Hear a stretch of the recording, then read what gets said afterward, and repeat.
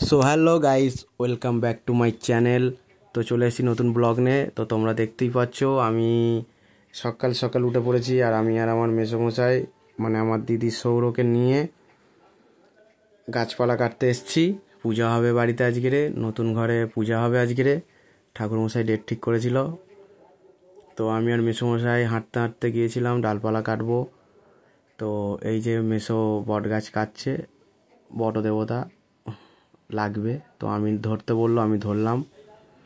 তো কাটাকুটি করার পরে আমি আর মেসো এবারে যাব কলা গাছ কাটতে। কলা গাছ কেটে নিয়ে কলা পাতা কলা গাছ কেটে নিয়ে বাড়ির দিকে রওনা দিয়েছি। বাড়িতে এসে দেখি ঠাকুরমশাই এখানে আম পাতা বাঁধছে দড়িতে।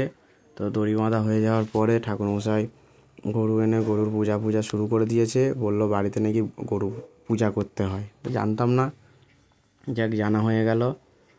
তো সবাই গট্টর করছে, নতুন বাড়িতে নতুন ঘরে নাকি গরু তুলতে হয়, যেটা নিয়ম আর কি।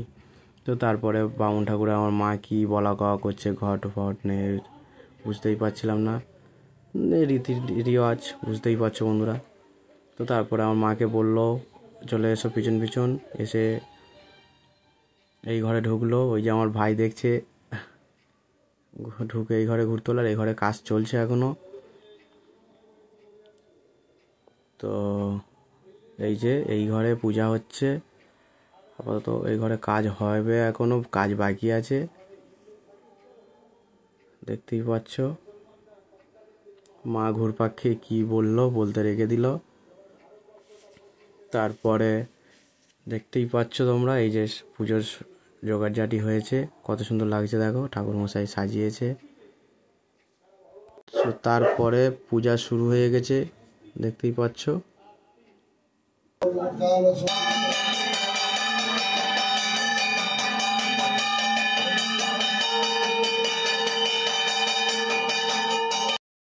তো তারপরে আমাদের পুষ্পাঞ্জলি শুরু হবে, মা আর বাবা পুষ্পাঞ্জলি দেবে। চলো দেখ।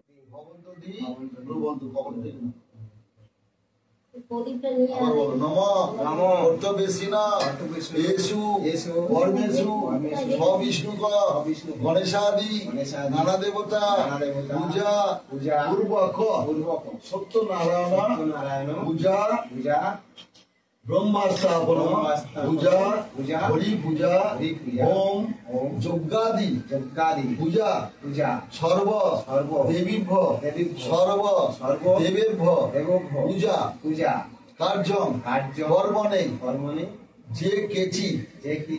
পুষ্পাঞ্জলি শেষ হয়ে এসছে প্রায়, এবার হোম শুরু হবে। চলো দেখা যাক।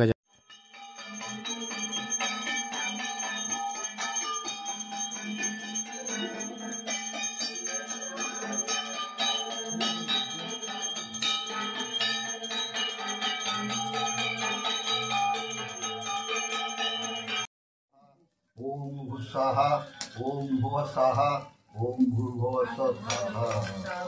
ওম